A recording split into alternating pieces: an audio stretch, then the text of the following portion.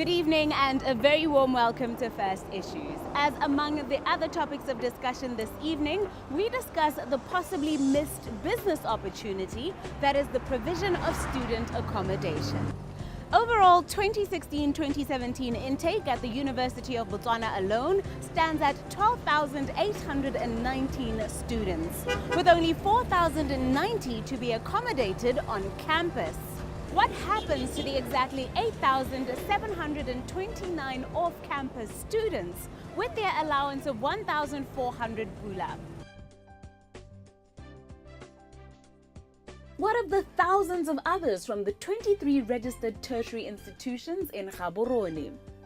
This is before we take into consideration other towns and cities across the entire country. Students do not need much. A single bed and a desk will do. Showers can be communal, and these days living spaces can even be made from shipping containers. So what exactly is stopping developers, both small and independent, and those much larger and corporate, from catering for this market segment? In neighboring South Africa, where many Botswana were educated, it is common to find affordable, functional developments called student villages that offer such services. But in Botswana, although there has been a boom in multi-residential constructions in recent years, none seem to be targeted at tertiary students. Could this be one major oversight, the result of a lack of imagination? Or is there some impediment that us lay people are simply unaware of? We speak to Leon Emmanuel, part of the team behind the prominent Louisville developments now found in Block 6, Block 8 and Gaborone North, among other projects, to find out.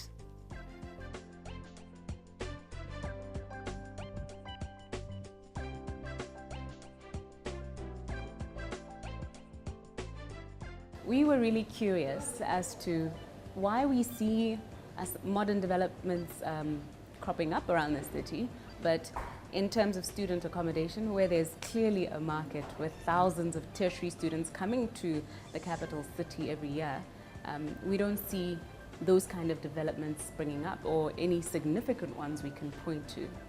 During the course of our business, we have been approached by multiple universities complaining about a shortage of student accommodation. And we've looked at this opportunity for the last 2 years now. And even on all our board meetings, it's one of the items on our agenda is how are we as property developers going to enter into this segment. There are a couple of challenges, I would say, while getting into this. One is for student accommodation, you can't be pricing it like a regular apartment. It has to be affordable. It has to be affordable. In order for it to be affordable, your land price has to be really reasonable. So as you know, Botswana, or rather Gaborone, has a shortage of land, and whatever little land is available is extremely expensive. So for us to come in and put in a project on prime land and then expect it to pay renting it out to students is going to be very difficult. The second challenge that we face is who is going to guarantee the rental. So let's say we put up a project and then we look between 200 to 500 students. That's a minimum size of project that we would look at. And your rental would be anywhere from 1,200 to 1,750 pula each. What happens if the student runs out of money? We as a corporate and a social responsible company cannot afford to kick that student out. Yeah, that's absolutely wrong. Especially seeing allowances 1.4, so it has to be. Exactly, so yeah. We looked at South Africa as well, wherein, as you know, student accommodation pricing, Redefined Properties, who's the largest traded company there, charge you between 2,500 to 4,500 rand for a unit, and that's extremely expensive. So we'll have to work in that budget of 1.4, and the lowest I think a developer can go is maybe 1,000 pula, which is still stretching that budget quite a bit. So it all boils down to who can guarantee that payment at the end of the month. For anybody looking to pursue this, what would be your advice? To start with, I think we'll need government's participation in this. That is absolutely imperative. Without government's participation, it's going to be extremely difficult, irrespective of the size of the business. You could be a small company, you could be a big company. but at the end of the day, it has to make business sense. So in order for that to take place, you need your government's participation. Like I was saying, either they give you the land or they guarantee you the payment at the end of the month.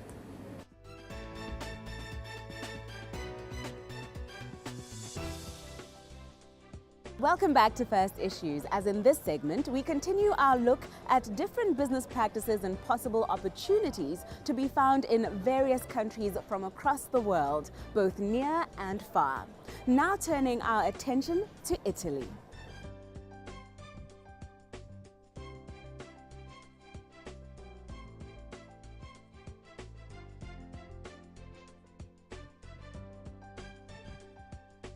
Millions around the world revere Italian brands in luxury cars such as Ferrari, Maserati and Lamborghini, as well as equally sought after brands in fashion, the likes of Armani, Valentino, Versace and Prada. But there is more to the country than beautiful cars, clothes, cuisine and scenery. Italy is the third largest economy in the Eurozone, being the second largest manufacturer in Europe after Germany. It prides itself in the exporting of machinery and equipment, metals, textiles, and more. Put the word Italian in front of almost any product, and consumers around the world are sure to look twice. This year, however, will be a decisive one for the country, with firstly, a referendum is set for October which will determine whether or not the country continues to be led by a prime minister who prefers to remain an active part of the Eurozone or not. Our French-Italian Harvard Business School educated and thus a very cosmopolitan guest this evening, however, describes a country in which a love of quality and craftsmanship has been passed down generations to create an economy that thrives on small, medium and micro enterprises, reminding us that it is a nation industrious and resilient enough to overcome the challenges of a mountainous terrain and reclaim its title as the world's biggest wine producer from France last year. He has been in Botswana since 1990 with the first listed property company on the Botswana Stock Exchange, Botswana Construction Company or ICC, which is part of the real estate group he now heads that is behind the construction of national landmarks, the likes of Chobe Marina Lodge, Massa Square Hotel and Sunnyside Farms. He says by setting up in Botswana, the country had a sound springboard to venture into countries the likes of Nigeria, Mozambique, Madagascar, South Africa, and very soon Namibia.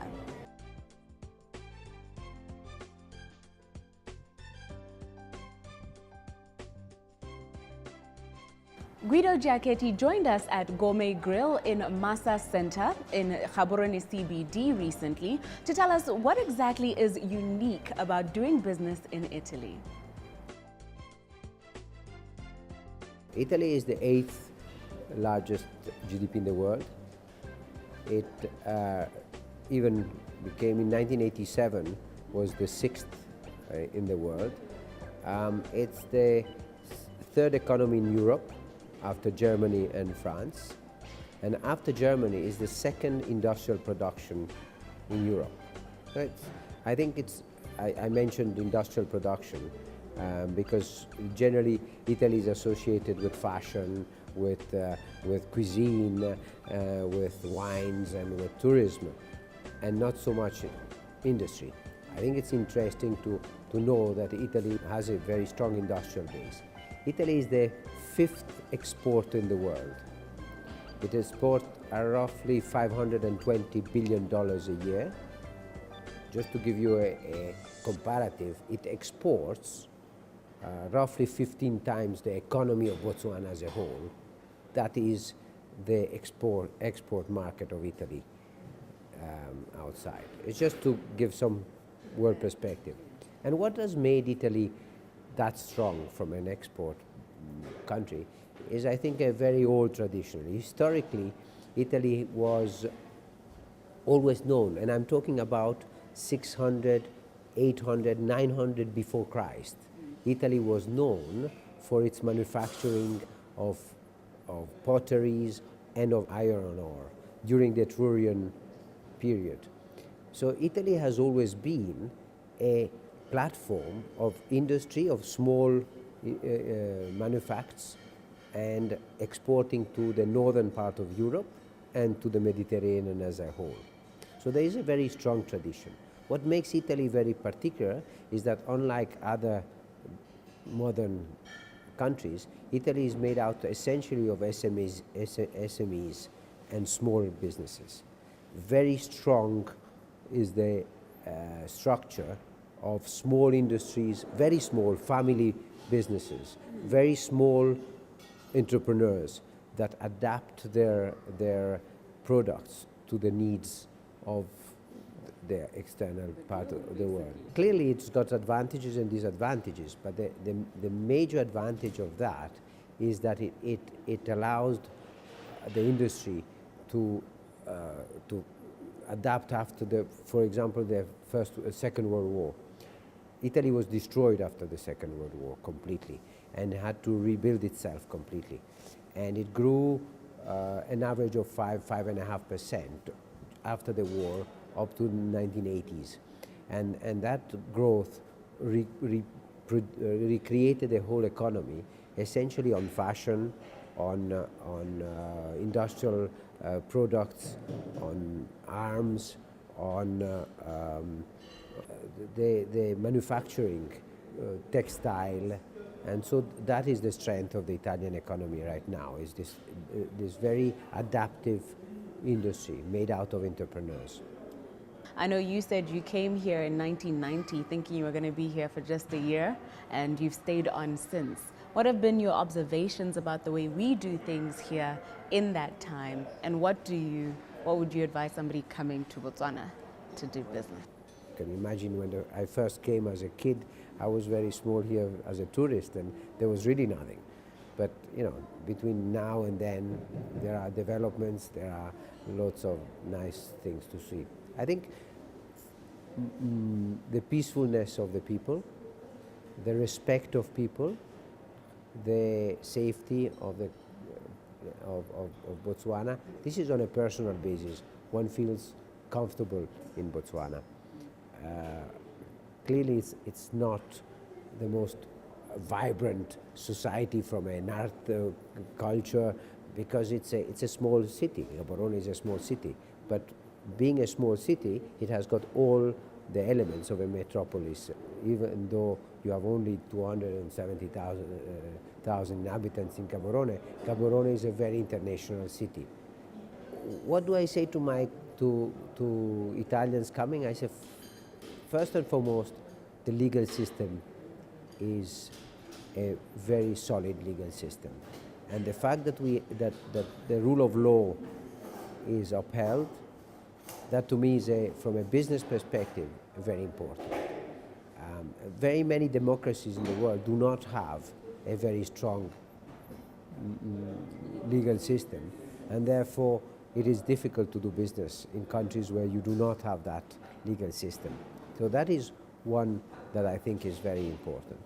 The second, the labor laws used to be very liberal and very conducive to business. It's becoming more difficult now, and I think that is something that needs to be addressed. But clearly, that was is a positive. The government is encouraging foreign investments, essentially directed to export.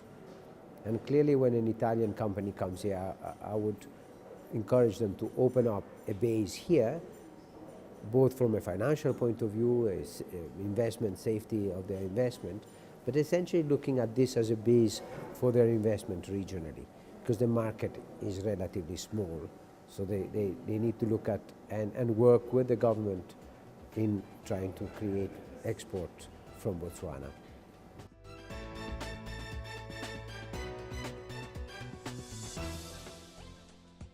Welcome back to First Issues, as in continuing our conversations with expatriates from different professions to gain a better understanding of business practices from beyond our borders, we now turn our attention to Mozambique.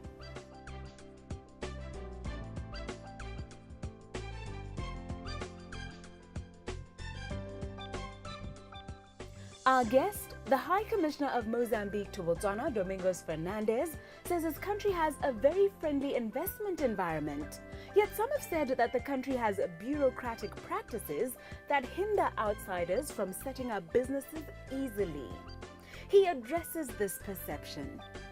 It has to do with our development. From time to time, countries, government, they update their laws. In terms of business, the business environment. But I think our is not the worst. Actually, I think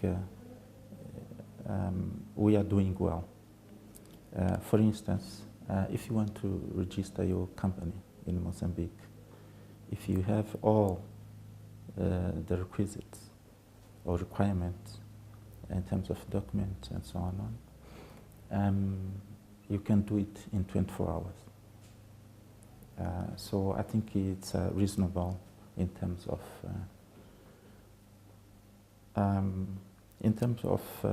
registration. Our law and code for business, it gives facilities. We have what we call, for instance, one business zone.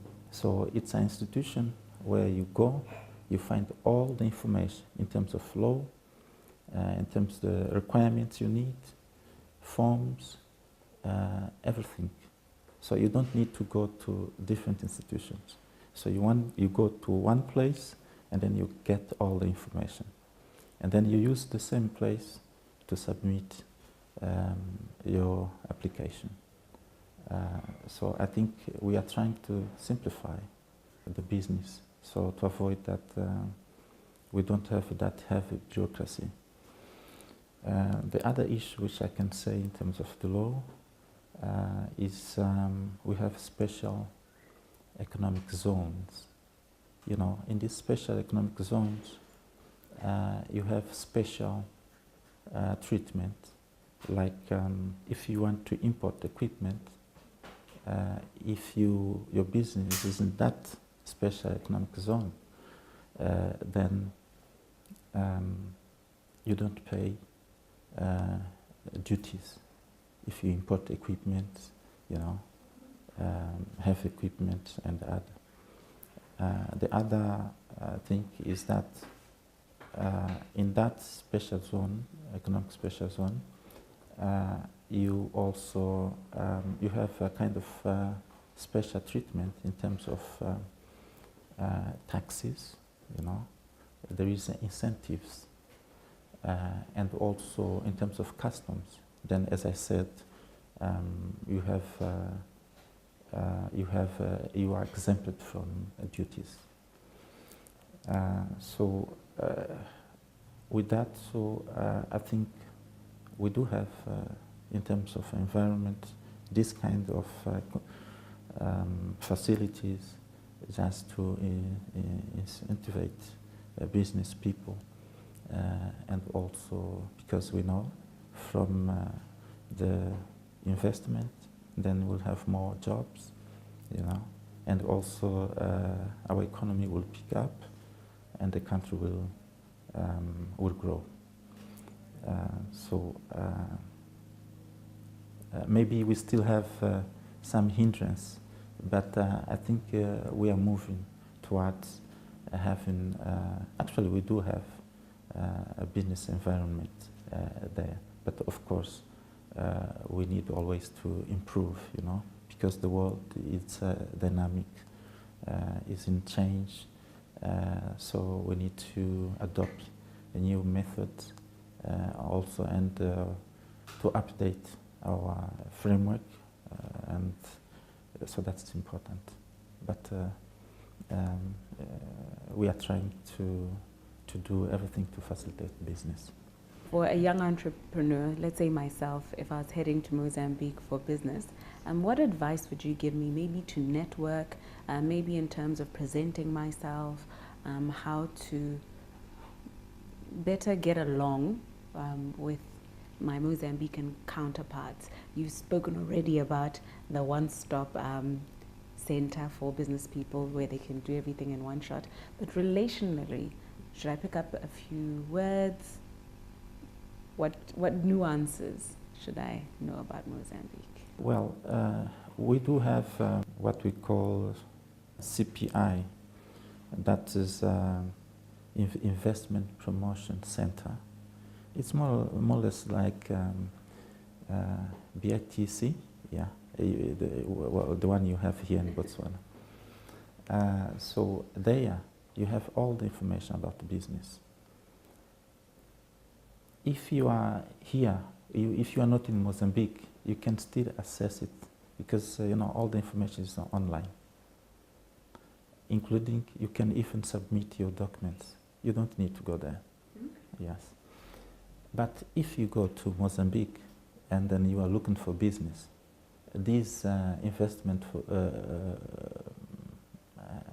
yes, CPI, as I said, you will find it in every provinces of Mozambique. So you just go there, you will have there all the information in terms of the law, business, environment, climate, in terms of requirements, if you want to make business or submit.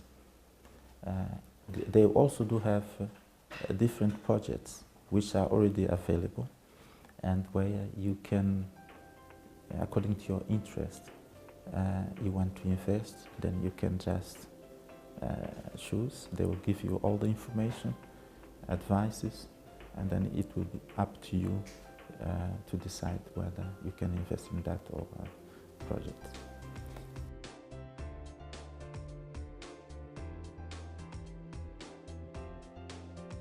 Thank you for tuning in to First Issues. We trust that tonight's program has been informative. With regards to last week's program, in which we chronicled the rise of Rwanda, as well as discussed Malawi's business etiquette, Dalrin Mabaka wrote in via Facebook to say he now appreciates the massive influence a head of state can make in terms of mindset change among citizens to further economic diversification. Congratulations, Dalron. We cannot wait to read the discussion sparked by tonight's program and to select a winner from one of our interactive platforms. Do make sure to participate in our Facebook poll as well.